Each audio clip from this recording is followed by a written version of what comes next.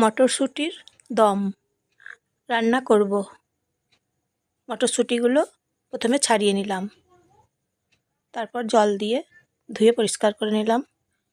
বেটে নেব আদা, কাঁচা লঙ্কা, পেঁয়াজ।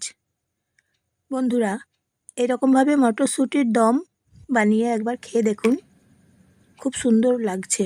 শুকনো লঙ্কা দিচ্ছি। কড়াই গরম করে নেব। ভালো করে গরম হয়ে গেছে কড়াই, তেল দেবো। তেল ভালো করে গরম করে নেব। ডিনারে রান্না করে নিচ্ছি মটরশুঁটির দম। মশলা ছেড়ে দিচ্ছি, মশলা বেটে নিয়েছি। গরম তেলে ছেড়ে দিলাম, তারপরে জল দিলাম। কষে নেব মশলা, ভালো করে কষে নেব। আমি জয়ার রান্নাঘর থেকে সবাই নমস্কার নেবেন, ভালোবাসা নেবেন। মশলা এখন কষে নিচ্ছি। রুটি পরোটার সঙ্গে দারুণ খাওয়া যাবে, জানেন তো। মটরশুঁটির দম এইভাবে রান্না করে নিচ্ছি। মটরশুঁটিগুলো ছেড়ে দিচ্ছি, নেড়ে চেড়ে নিচ্ছি। কম সময়ে খুব তাড়াতাড়ি মটরশুঁটির দম রান্না করে নিলাম। সময় খুব কম লাগবে, অল্প সময়ে রান্না করা যায়। নুন দিচ্ছি, মটরশুঁটির দম।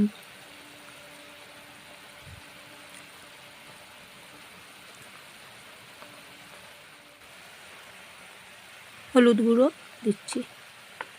এইভাবে একবার বানিয়ে খেয়ে দেখুন, দারুণ লাগছে। মটরশুঁটির দম কম সময় লাগছে। লাইক শেয়ার করে দেবেন, প্রিয়জনদের সবাইকে শেয়ার করে দেবেন, আত্মীয় স্বজনদের শেয়ার করে দেবেন। লাইক শেয়ার কমেন্ট করবেন আর সাবস্ক্রাইব করে দেবেন। মটরশুঁটির দম কেমন হয়েছে বলবেন।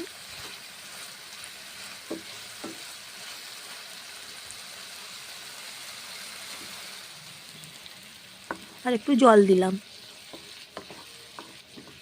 নেড়ে চেড়ে কষে কষে রান্না করছি মটরশুঁটির দম।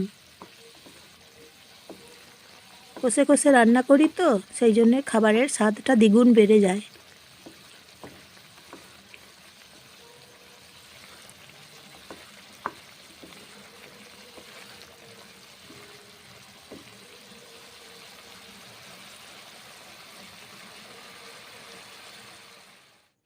হয়ে গেছে দেখুন, অন্য পাত্রে ঢেলে নিচ্ছি।